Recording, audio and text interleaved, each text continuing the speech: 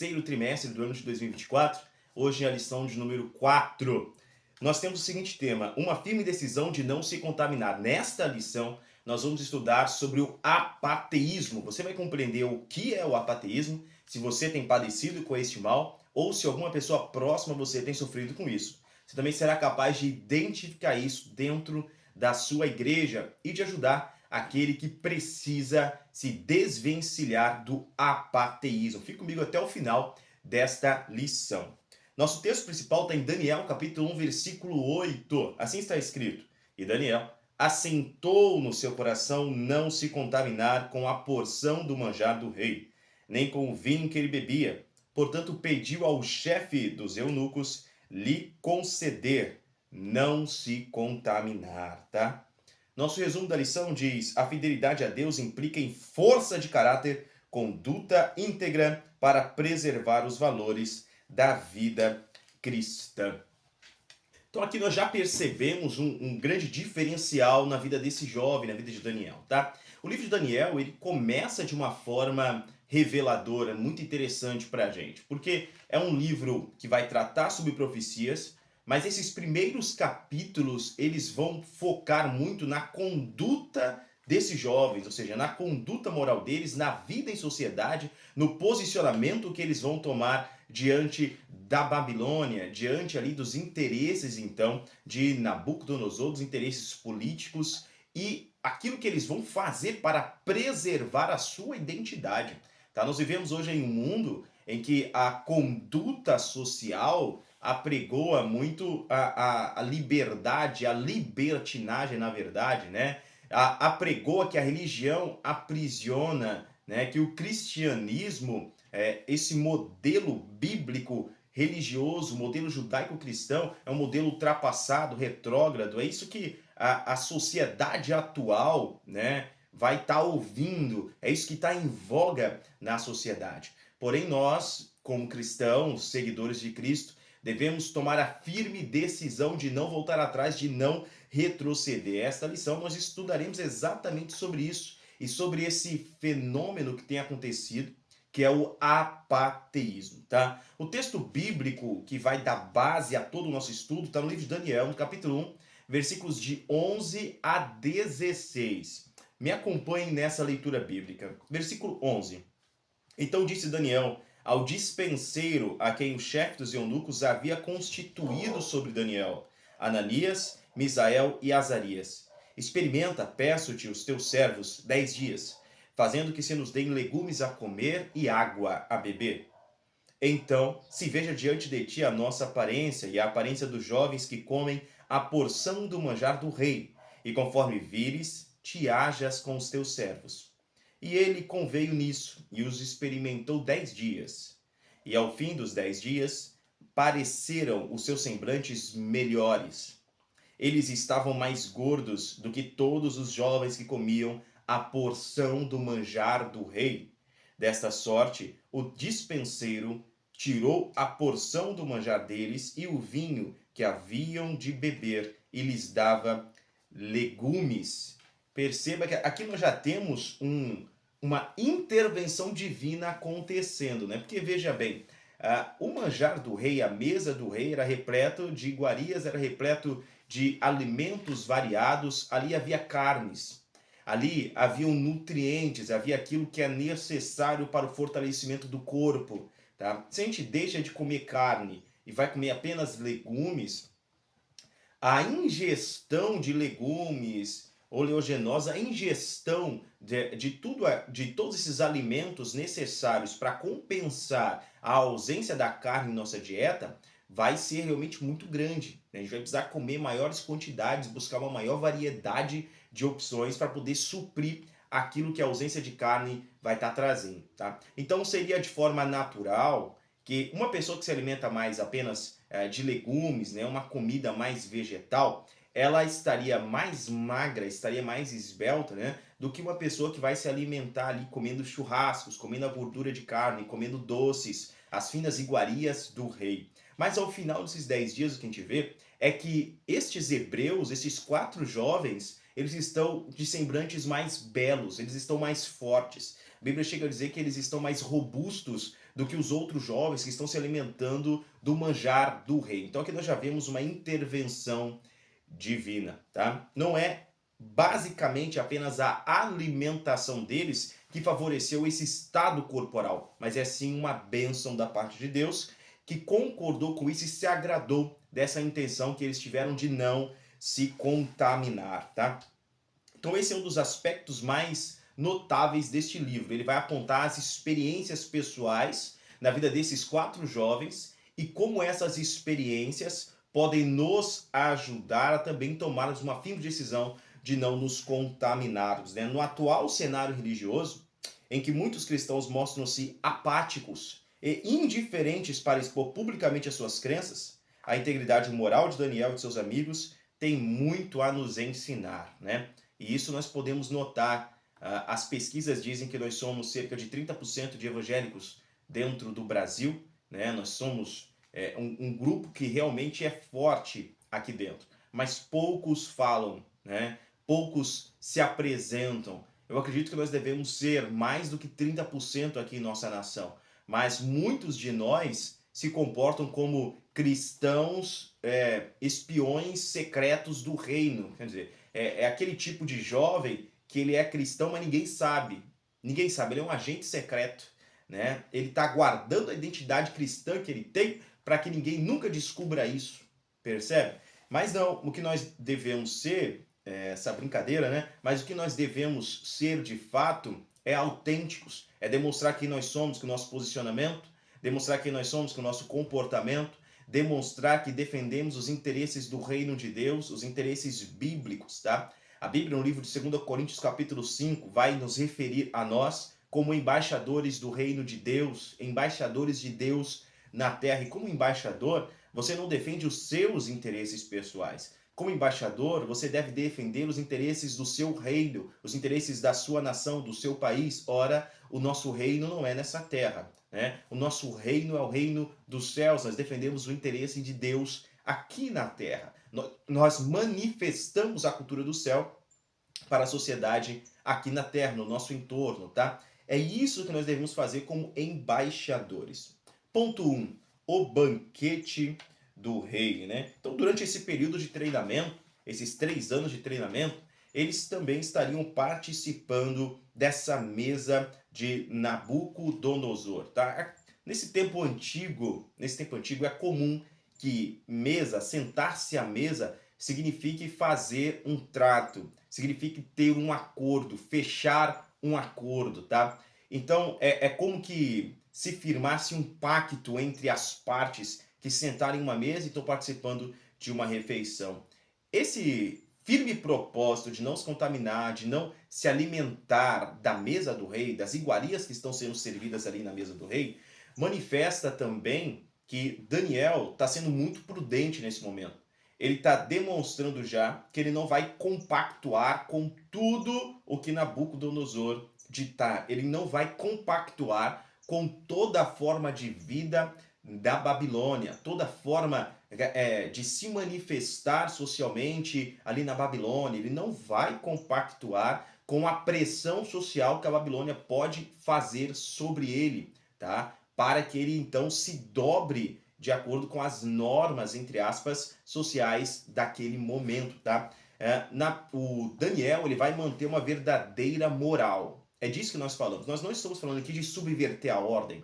Nós não estamos estudando aqui sobre como atacar uma ordem social, sobre como ir contra. Não. Nós estamos estudando aqui sobre a verdadeira moral. É como sermos morais e éticos, íntegros, de forma correta, defendendo os interesses que são o bem maior, o bem para todos, tá? E não para um pequeno grupo, não apenas para uma minoria, percebe? Então, nós não aqui estamos dizendo que devemos nos levantar e atacar. Não, nós estamos aqui estudando uma defesa da fé, uma defesa de comportamento, como nos comportar de forma ética, de forma correta, apesar de pode ser que a sociedade esteja tentando nos forçar a nos comportarmos de uma forma não ética, né? Quantas vezes você foi abordado, jovem cristão, por alguém que diz, mas vai lá comigo, é só uma vez? Por alguém que vai te dizer assim, não vai na igreja só hoje não vai na igreja, vai nessa festa aqui comigo. só dessa vez experimenta um pouco disso aqui, pode ser uma bebida, uma droga, é só dessa vez, é só um trago, né? Quantos jovens começaram experimentando uma única dose e hoje estão totalmente destruídos, né? Totalmente afundados numa vida de pecados, numa vida de bebedeiras, numa vida de vícios e não conseguem se desvencilhar disso. Quantos jovens estão indo se arrastando para a igreja, tentando abandonar um vício, mas estão amarrados a esse vício. E tudo isso começou por causa daquele momento que alguém disse, é só um gole, né? Experimenta só uma vez, é só um cigarrinho, né?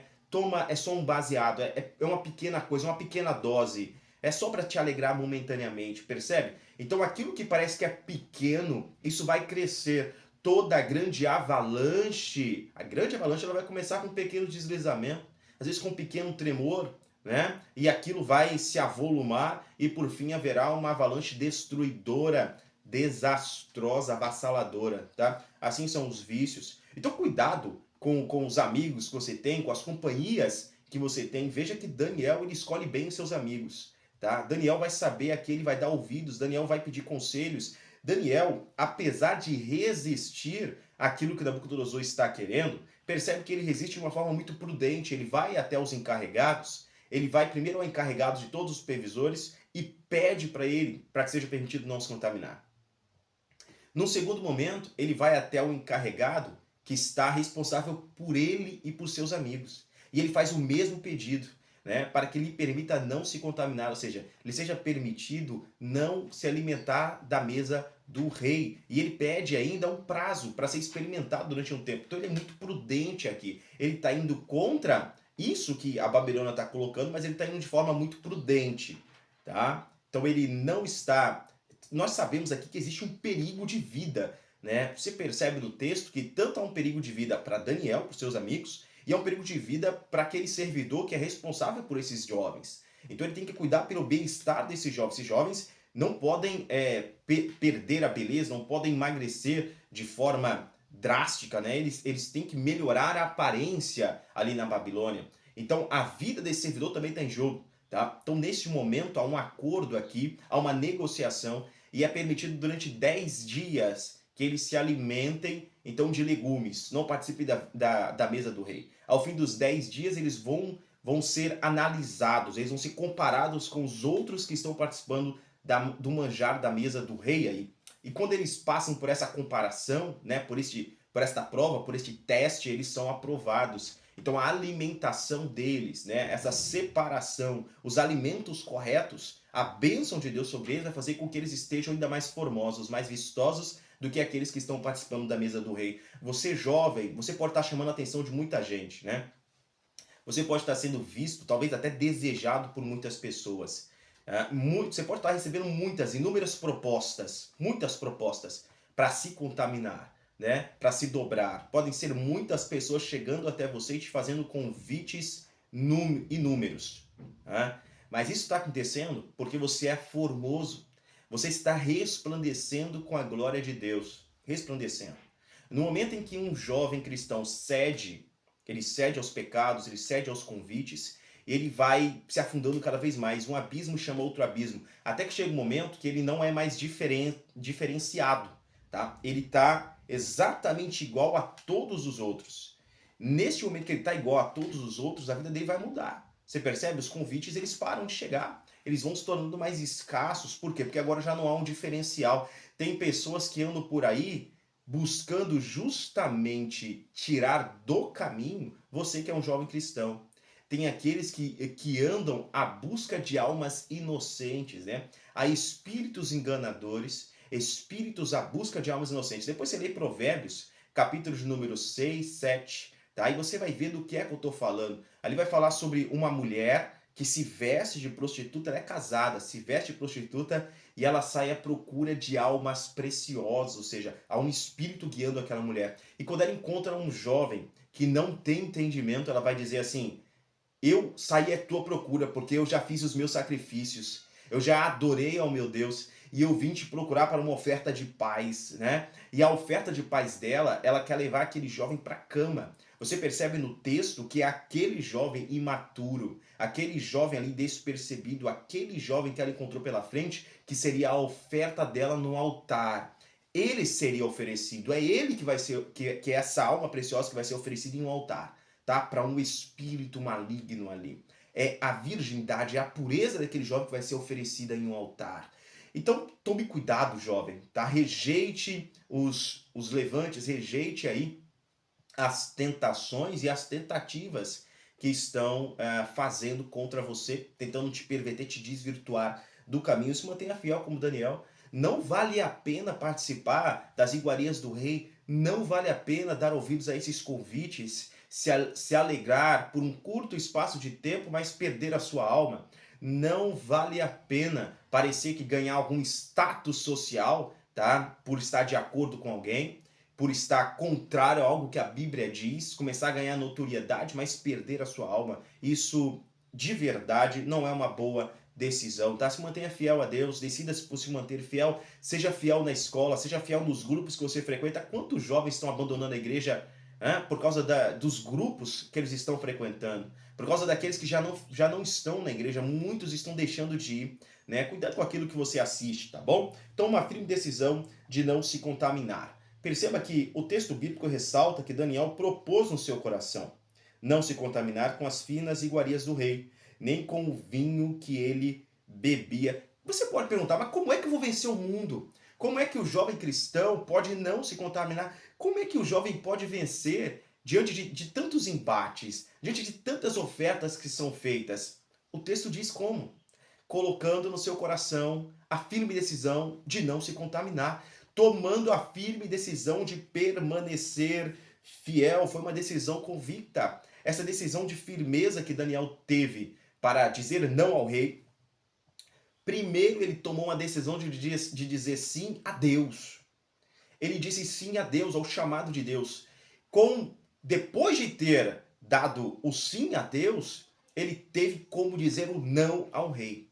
Como dizer o não a Nabucodonosor, como rejeitar aquilo que Nabucodonosor estava querendo. Então foi uma manifestação muito firme e sincera. Vê lá 1 Pedro, capítulo 3, versículo 16, capítulo 5, versículo 9, 2 Timóteo, capítulo 1, versículo 5. Esse texto de 2 Timóteo, capítulo 1, versículo 5, o apóstolo Paulo, ele vai se referir a Timóteo dizendo que eu bem sei a fé que está em você. É uma fé que não é fingida. É uma fé que eu identifiquei na sua avó, Eunice. É uma fé que eu também vi, né? na sua mãe. Eu vi em Eunice, eu vi em Lorde essa mesma fé. Essa fé agora habita em você, é uma fé real. Não é fingimento, você não está representando um papel como cristão. Você não é um camaleão que se adequa de acordo com o ambiente que você está. Você tem uma fé sincera, né? Então, o Timóteo aqui, ele vai receber esse elogio do apóstolo Paulo. É uma fé viva, verdadeira, tá? Então, a recusa em participar dos manjares do rei foi um ato de bravura mais prudente, né? Uma bravura sem prudência, né, revela um tolo. Então ele é corajoso para pedir o não se contaminar, mas ele é gentil o suficiente. Ele humilha-se o suficiente, é humilde o suficiente para pedir permissão àquele que está sobre ele, mesmo sendo um pagão, sendo alguém que adora uma outra divindade, né, uma divindade falsa. Ele se humilha e vai pedir permissão para não se contaminar. Ele pede permissão para permanecer seguindo aquilo que é a sua lei, aquilo que o seu Deus prescreve. Olha só. Né? Então nós cristãos, nós não vamos dentro de uma sala de aula depreciar os nossos professores. Nós não vamos, tá? Nós vamos sim defender a nossa fé, mas de forma gentil, demonstrando a razão da nossa defesa, demonstrando por que nós cremos, o motivo da nossa fé, demonstrando que a fé, ela também é racional. Ela não é algo emocional, que está totalmente distante da razão. Não se perde a razão para se andar em fé. Ao contrário, nós andamos por fé e quanto mais andamos em fé, mais entendemos os motivos, a razão de andar em fé. Mais nós compreendemos isso, ok? Então nós devemos estar prontos para apresentar. Uma decisão pequena, porém poderosa, né? Essa decisão pequena aqui de não participar dos manjares do rei Parece que é uma coisa assim, sem importância, mas por que não comer? Por que Daniel decidiu não comer, né? Será que foi para preservar as prescrições, as leis alimentares que nós vemos lá no livro de Levítico? Pode ser. Pode ser que dentro das iguarias ali de Nabucodonosor do rei houvesse alimentos que são considerados impuros para um judeu. Pode ser. Né? Mas nós também vemos lá no livro de Gênesis, capítulo 6, que uma pequena decisão de Noé vai levar a uma maldição depois. Então Noé ele sai da arca e ele decide plantar uma vinha. Ele planta essa vinha, né? E depois de um tempo ele vai colher esses frutos, né? E vai produzir um vinho. Ele vai fermentar esse vinho. E a Bíblia vai dizer que ele vai tomar do vinho e vai se embriagar. Estando bêbado, ele se despe. Ele fica nu, sem roupas. O seu filho mais jovem, ele vê isso. Ele vê o pai totalmente nu e ele vai chamar os irmãos mais velhos para juntos verem o pai e caçoarem do pai. Os irmãos mais velhos, ao saberem disso, eles vão até o pai sem olhar para o pai. Eles vão andando de costas, com uma coberta, e eles chegam no pai e cobrem o pai e não veem a nudez de Noé. Noé vai dormir, né, bêbado. E quando ele acorda e passa a embriaguez, ele descobre o que o seu filho mais novo fez.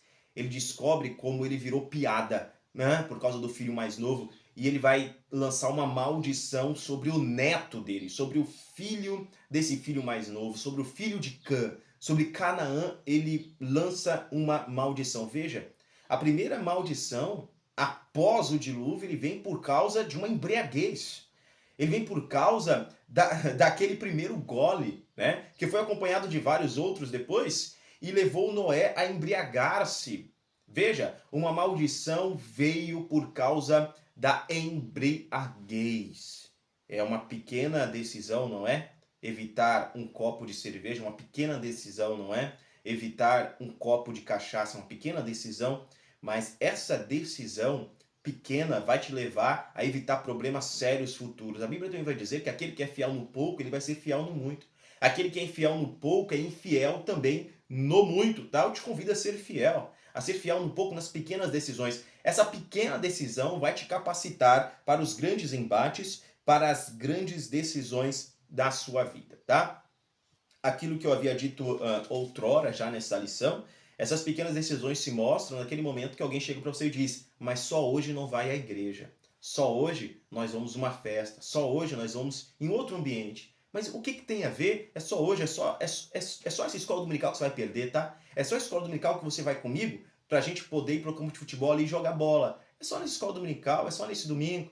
E aí semana que vem acontece novamente. Daqui a pouco você está participando aí de vários jogos e já deixou de ir na escola dominical. E aquele time quer se encontrar também à noite para ir para uma pizzaria. E agora você já não está indo mais no culto à noite. E durante a semana tem outros afazeres. E assim muitos jovens se afastam totalmente de Deus. Porém, como diz lá no livro de Hebreus, capítulo 10, lá no versículo de número 39, nós não somos daqueles que recuam, daqueles que retrocedem. Nós não somos daqueles que deixam a igreja, que deixam a congregação, né? Nós permanecemos.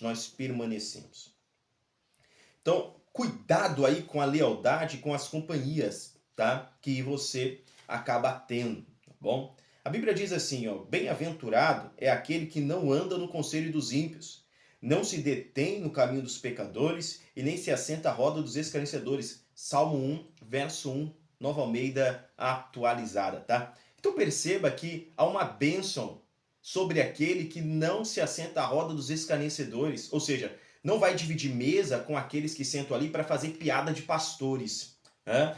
Não vai dividir mesa com aqueles que sentam ali para ficar zombando de um culto pentecostal. Não vai dividir mesa com aqueles que vão sentar ali e vão fazer piada de textos bíblicos, vão achar graça, né, de representações bíblicas, tá? Nós não participamos desse tipo de mesa. Há uma bênção sobre aquele que não participa desse tipo de mesa, que se afasta de se assentar aí.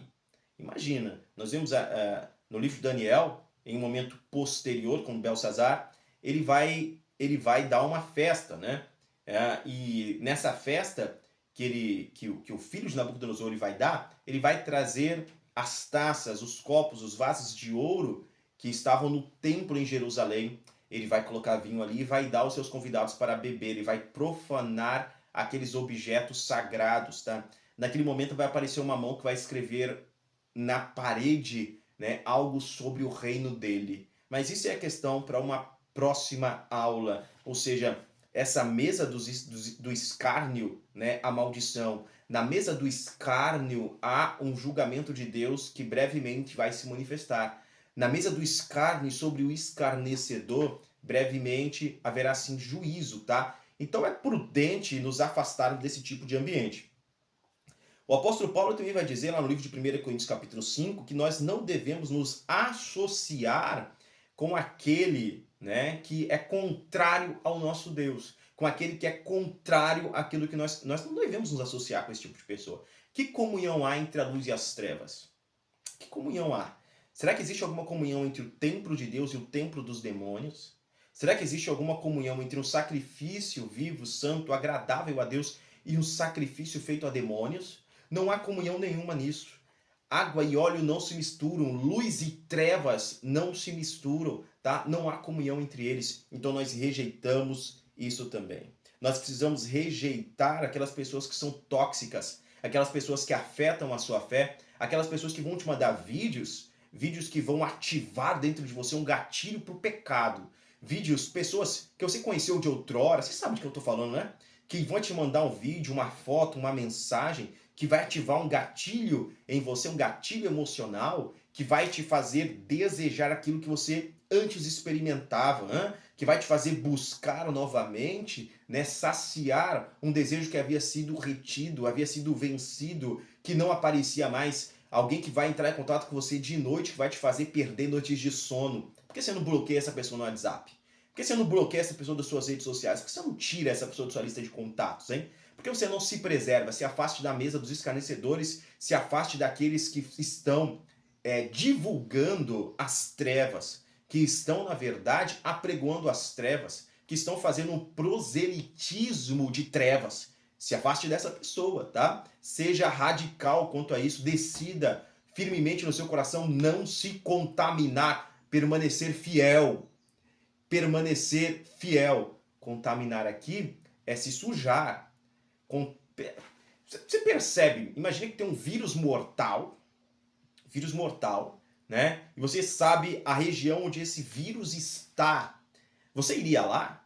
Você iria lá sabendo que se você adentrar aquela região, você pode contaminar-se e saindo de lá pode carregar as sementes desse vírus para a sua família, destruir quem está próximo a você? Será que você iria assim é a mesa do escárnio, tá? Tem um vírus mortal ali. Tem algo que anda na escuridão, algo que anda longe das vistas, algo que às vezes não é percebido por todos, mas está ali. Ah, cuidado com essas mesas, tá? Nós já falamos aqui sobre a gentileza e sobre o favor divino, né?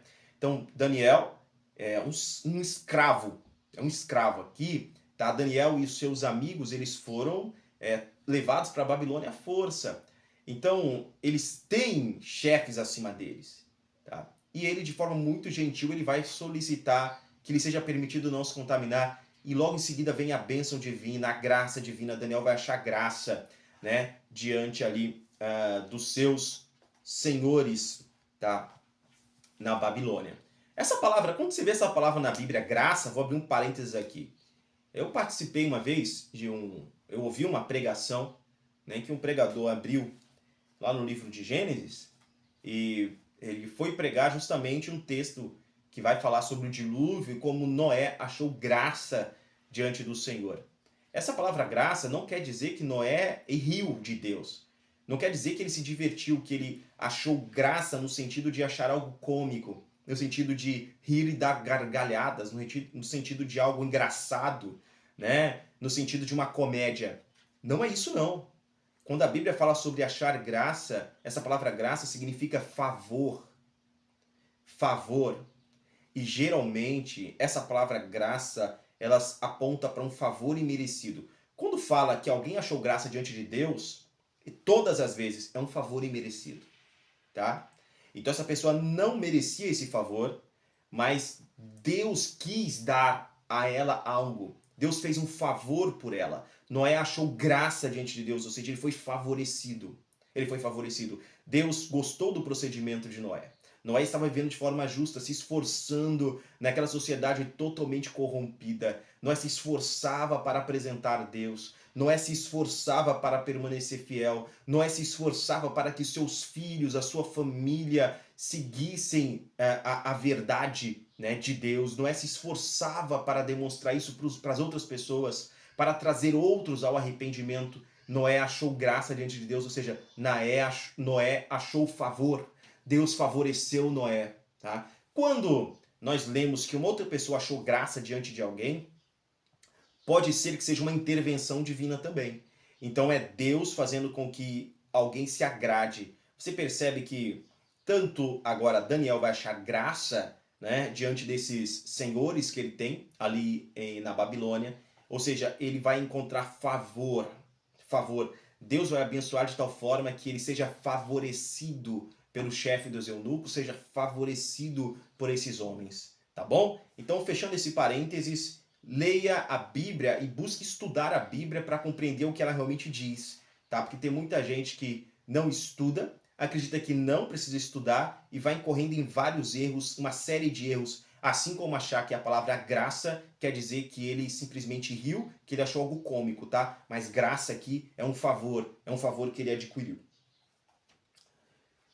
O resultado da fidelidade a Deus, nós temos lá esse resultado no versículo 15, né? A gente vai ver aí, versículos 10 até o versículo 15, o resultado dessa fidelidade. Então, primeiro, eles vão ter um aspecto muito melhor do que os outros jovens. Em segundo lugar, eles vão ser analisados, vão ser testados em todas as matérias de conhecimento, depois daqueles 3 anos de estudo, e eles vão ser encontrados como tendo uma sabedoria, um conhecimento, uma inteligência, uma prática 10 vezes mais excelente, 10 vezes mais elevada do que todos os outros jovens, do que todos aqueles que participavam das finas iguarias do rei, dos manjares do rei, do que todos aqueles que se dobraram diante daquilo que a Babilônia estava direcionando.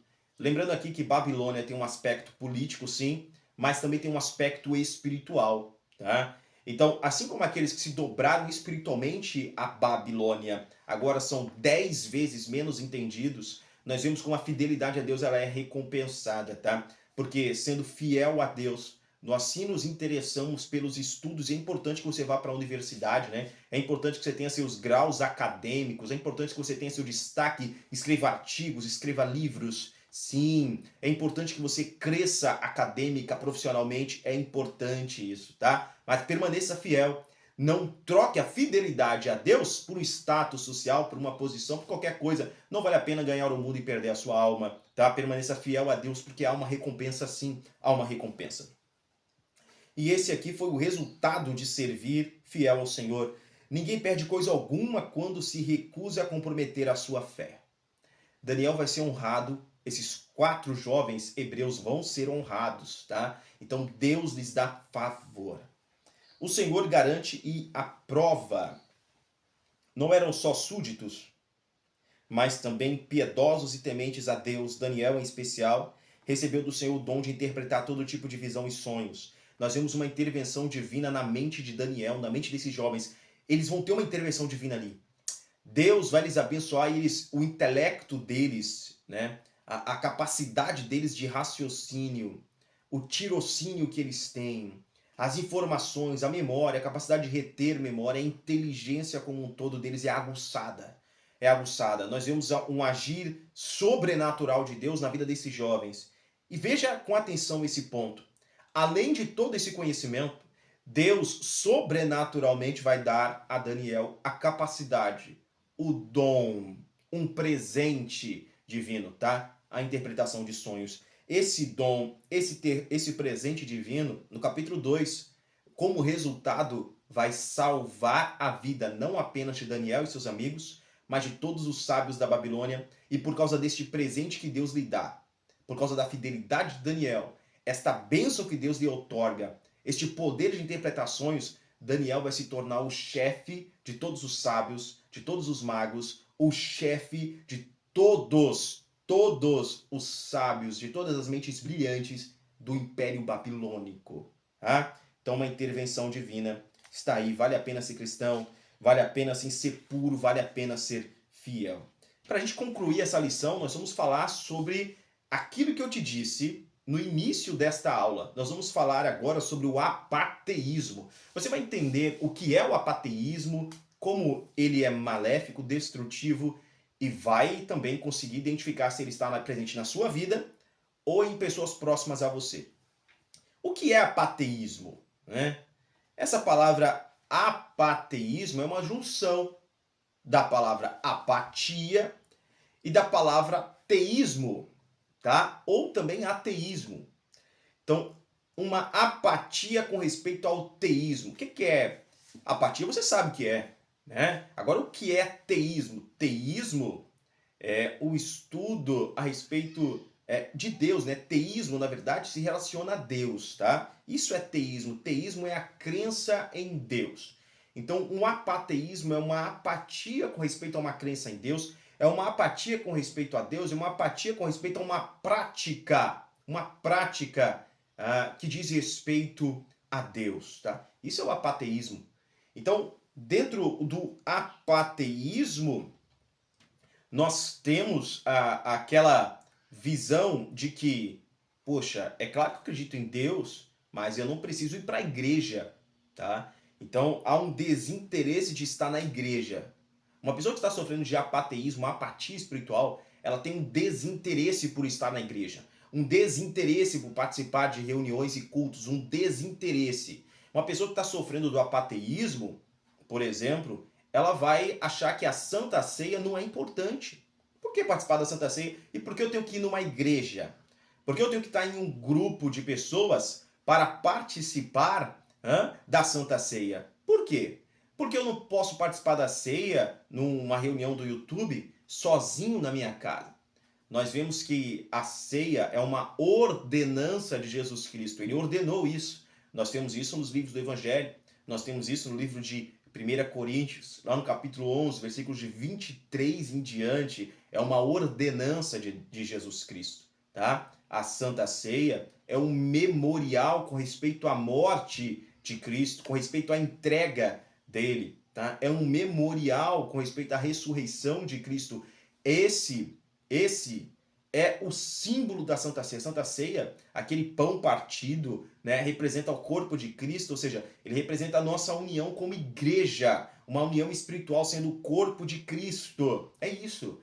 A Santa Ceia revela a comunhão, revela a união. Então, uma pessoa que está com apateísmo, apatia espiritual, ela rejeita a ceia. Ela acha que não é importante. Por que participar da Santa Ceia?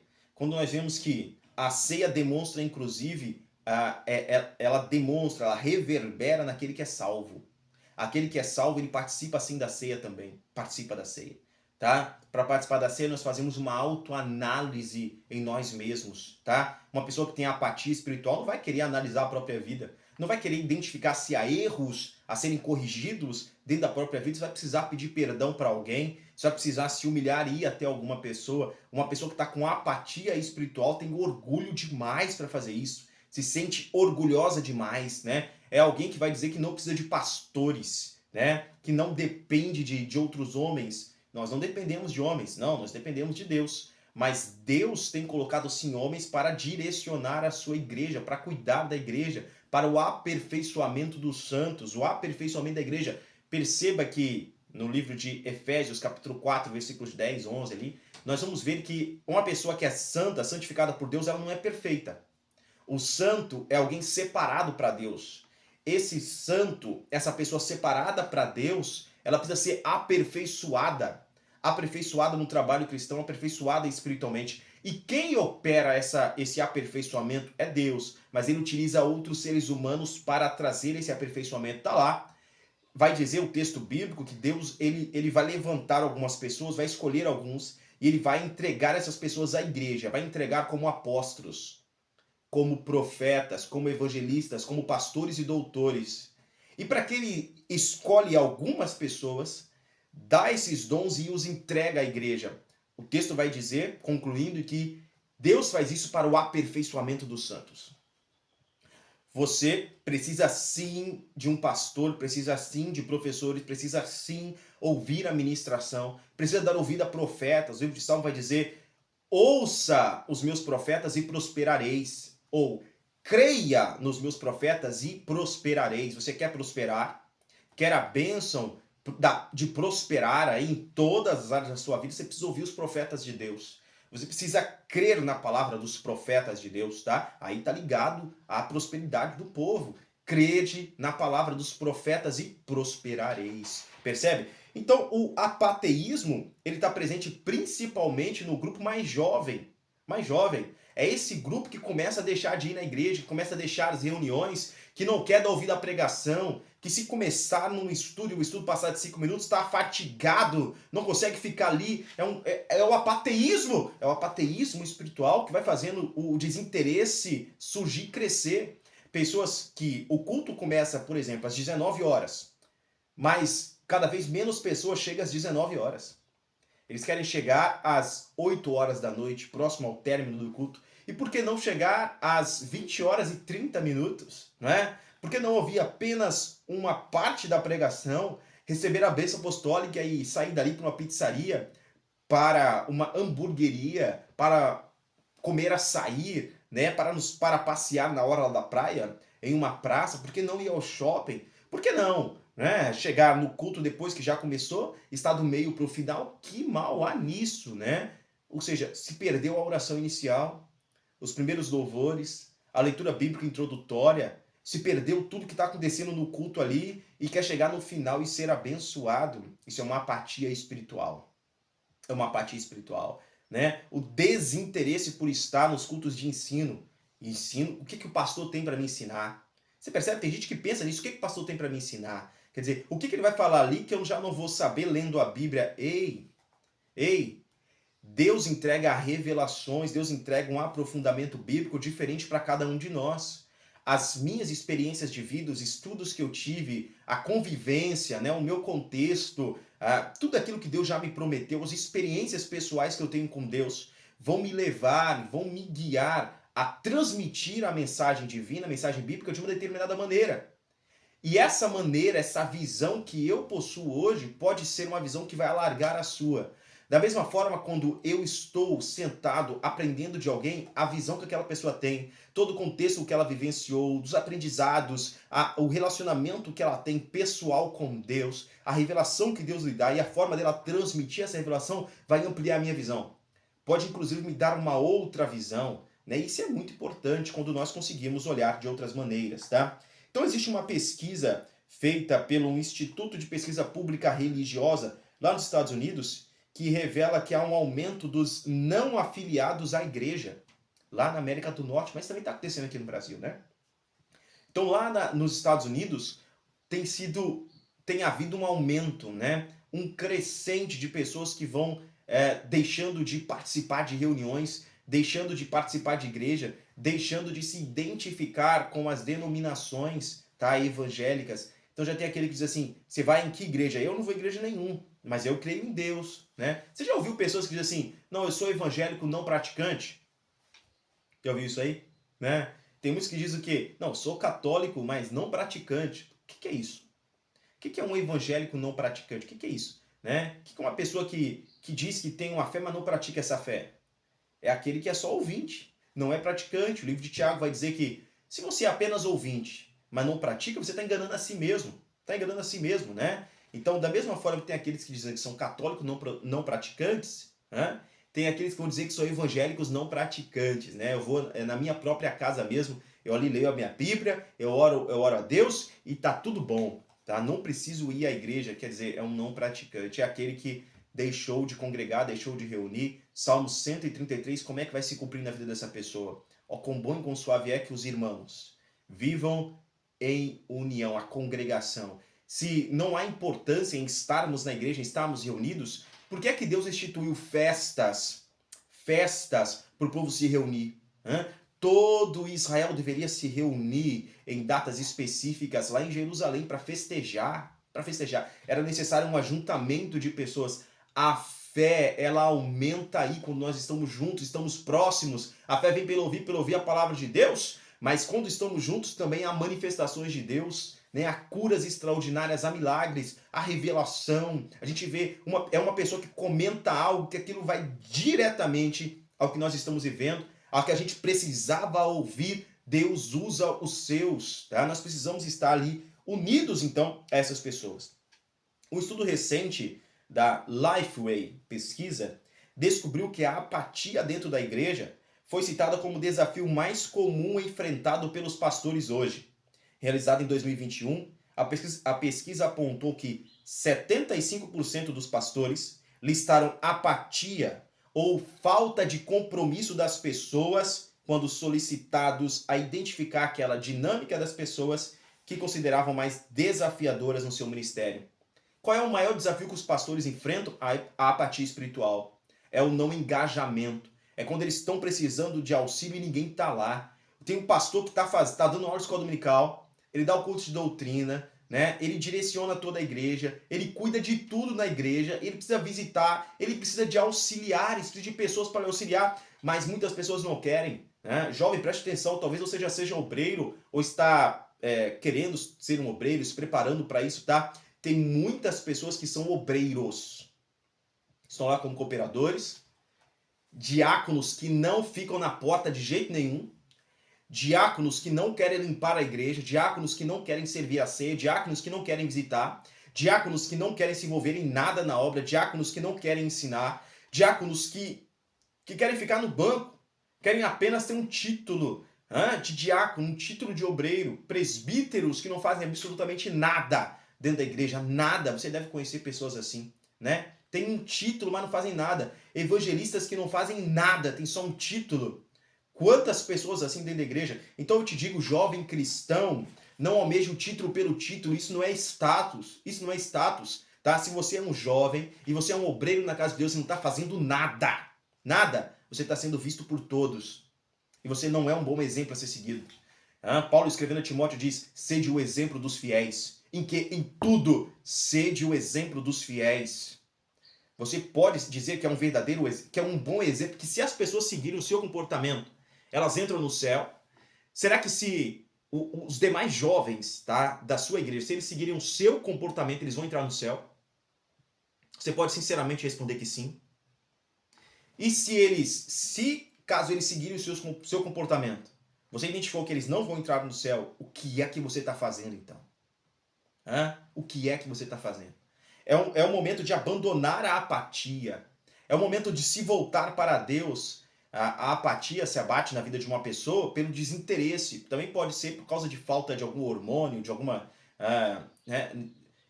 necessidade, né, alimentar, de alguma substância alimentar. A apatia pode estar ali por causa da necessidade, tá, hormonal mesmo, uma disfunção ali nas células, né, uma disfunção emocional, uma disfunção no cérebro, pode ser. Mas a apatia espiritual é um desinteresse pelas coisas de Deus e pode ter uma disfunção aí também. Uma disfunção espiritual, talvez está faltando mais nutrientes, mais alimento, mais Bíblia, não apenas uma leitura rápida para no final do ano dizer, dar um checklist lá e dizer, li a Bíblia toda mais uma vez. Oba! Completei o programa de leitura bíblica do ano. Não, é necessário meditar nessa palavra, tá? Ir a fundo, meditar, ter um interesse verdadeiro pela palavra de Deus. De fato, a apatia pode se manifestar na vida daquele que se diz cristão. Embora se declare crente, ele deixa de frequentar a igreja, de ter comunhão com os irmãos. Embora membro da igreja, não se preocupa em aplicar os princípios morais e espirituais da Bíblia Sagrada. Quantos casais estão dentro da igreja, frequentando reuniões evangélicas há anos lá dentro? Não são casados de fato, mas vivem como marido e mulher dentro do mesmo teto. Têm suas relações. Quantos casais estão fazendo isso? Vão para dentro do templo e se sentem bem. Estão lá. Estão entregando o dízimo, estão dando as ofertas, estão ouvindo a pregação, não estão participando de conjunto, não estão participando de nada, mas estão se sentindo bem, estão ali envoltos, estão sendo bem recebidos pelas pessoas. Nós recebemos bem mesmo, é nosso papel, tá? Nós demonstramos amor, é o nosso papel, mas eles estão em pecado. Se você está me ouvindo aqui, você está vivendo esse tipo de vida, você está aí, entre aspas, casado, tá? Sem estar casado, tá vivendo como marido e mulher, tá dentro da igreja talvez há meses, há anos, foi lá na frente, né? levantou sua mão, aceitou a Jesus e está vivendo assim, você está em pecado. Não estou dizendo que Deus não te recebeu naquele momento. É claro que ele te recebeu. Ele te recebeu.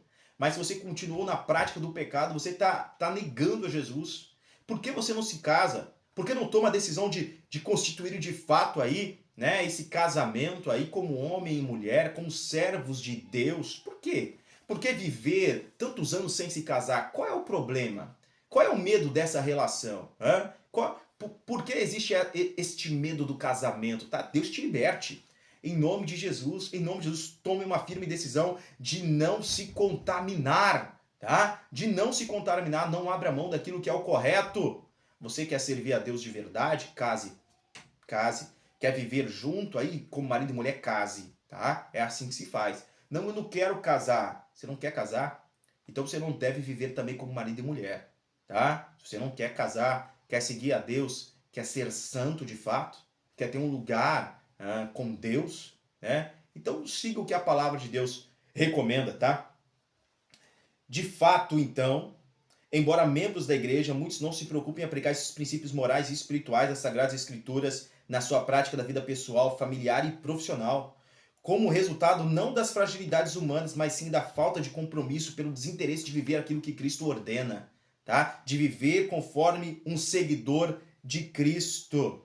Nesse horizonte, nós percebemos que nesse momento atual, o maior perigo que a igreja enfrenta não é o ateísmo. Claro que não, não é o neo-ateísmo. Né? O maior perigo que a igreja enfrenta não são os ataques à nossa fé, porque a gente sabe se defender. Né? O cristão ele estuda a defesa da fé, estuda a apologética. Os pastores vão estudar como defender, como instruir a igreja, né, para a qual eles estão constituídos ali, para pastorear, a defender a sua fé. Tá? Então não é isso. O maior perigo é a apatia espiritual. É aquilo que brota de quem está dentro. De quem está dentro. É o desinteresse pelas coisas do Senhor. Muitos jovens têm muito interesse quando a gente fala assim, vamos fazer um luau. Fazer o luau. Aparece todo mundo. Aquele que não vai no conjunto, mas não participa do conjunto de jovens há anos, aparece no luau. Aparece no luau. Nós vamos fazer um retiro, né? Aparece gente que há muito tempo não aparece na igreja. Nós vamos ter um passeio. Vixe, vai vir gente demais, demais. Aquele que você nem achava mais que estava na igreja vai aparecer para ir nesse passeio, tá? Mas quando você fala assim, vamos fazer um culto, diminui, né? De 100 jovens vão aparecer ali no culto 60, talvez 40, né? Dependendo aí de como for. Quantas vezes num ajuntamento de jovens vamos unir as mocidades? Pense isso aqui comigo. Vamos unir as mocidades do nosso ministério? Vamos. São dezenas de igrejas? São dezenas de igrejas. São centenas de igrejas? São centenas de igrejas. Vamos unir as mocidades? Vamos. Para fazer o quê? Um retiro. Uau, vai dar centenas de jovens ali. Né? Vamos unir as mocidades para quê? Para fazer um evento esportivo? Vai dar centenas de jovens. Vamos unir as mocidades para quê? Para fazer um culto a Deus? Vai aparecer algumas dezenas de jovens. Algumas dezenas de jovens. Vão aparecer poucos jovens. Por que isso? Uma apatia espiritual. Uma apatia espiritual. Será que no seu ministério tem havido encontros de culto para jovens e você não ter ido? Será que no seu ministério, será que, inclusive, isso acontece com líderes? Quantos líderes, né? Talvez você seja líder aqui, é professor de jovens, mas também lidera o grupo de jovens, né? Tem uma reunião de culto para os jovens, é do campo, é do ministério, e você não vai. Você não engaja a sua juventude para estar lá presente. O que está acontecendo? Não. É porque eu tenho que priorizar o que acontece aqui na minha congregação. Só a minha congregação. É só aqui, é o meu mundinho. Né? Eu tenho que estar aqui só entre nós, para que não haja interferência. Vai que... Olha só. O que é isso? Você já imaginou? Havia a Páscoa em Israel e todas as tribos deveriam participar da Páscoa. Todos eles iam descer para Jerusalém. Deus exigiu todos em Jerusalém. Havia um lugar central de culto. Tinha sinagoga lá na terra de Benjamim? Claro que tinha. Tinha sinagoga lá em Gade? É claro que tinha. Será que tinha sinagoga lá na região de Naphtali? Tinha. O que é sinagoga? É a congregação. Será que tinha congregações lá? Tinha. Mas Deus exigiu que todos fossem para um campo central, que fossem para uma sede, que fosse para o templo em Jerusalém, para a sede adorar a Deus lá. Tá? Nós temos os encontros gerais de mocidade. Você tem que estar lá presente nesse encontro geral de mocidade, tá? Então diga não à apatia espiritual, diga não ao apateísmo. A igreja é mais desafiada pela essa ameaça da indiferença, tá, espiritual dos cristãos do que um ataque frontal à nossa fé. Veja o livro de Juízes, capítulo 2, versículo 10, que vai falar sobre uma geração nova. Aquela geração de Josué, a geração dos líderes com Josué que conquistaram a terra, morreu. E se levantou uma outra geração, mas uma geração que não conhecia Deus. Essa palavra conhecer não quer dizer que eles não foram instruídos a respeito de Deus. Não. Quer dizer que eles não reconheciam Deus. Não reconheciam o agir de Deus. Assim como o faraó, na época de Moisés, se levantou um outro faraó, né? Ali no nascimento de Moisés, que ele não conhecia José. Essa palavra conhecia, ali no original bíblico, não vai se referir a reconhecer. Não quer dizer que esse novo faraó desconhecia a história de José como governador do Egito, numa época em que o Egito prosperou mais do que em qualquer outra época na existência dessa nação, e numa época em que todo mundo padeceu de fome e só o Egito tinha grãos para alimentar a terra, tá? E tudo isso aconteceu no governo de José. Quer dizer, esse ponto da história nunca foi esquecido. Esse governante que foi responsável por alimentar o mundo nunca foi esquecido. Nunca foi esquecido. Essa administração feita nunca foi esquecida, que enriqueceu o Egito. Mas levantou-se um outro faraó que não reconhecia o que José fez, que não reconhecia o que aquele hebreu fez. Aqui no livro de Juízes, agora, nesse capítulo de número 2, se levanta uma nova geração que não reconhece o que Deus fez. Há uma apatia espiritual. Há uma apatia. Nós vamos encerrar essa lição. Eu gostaria de encerrar com uma oração. Vamos orar a Deus? Uma breve oração. Curve sua cabeça juntamente comigo.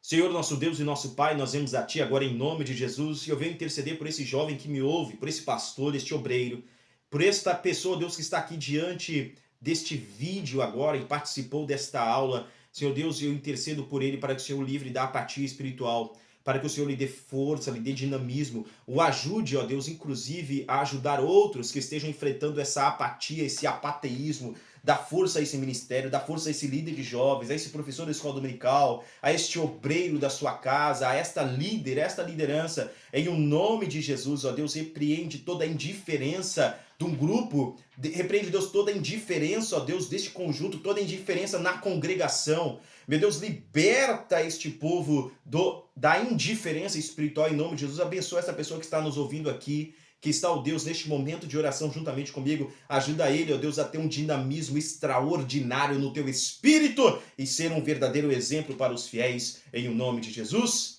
Amém! Deus te abençoe. No nome de Jesus, te aguardo para a nossa próxima aula.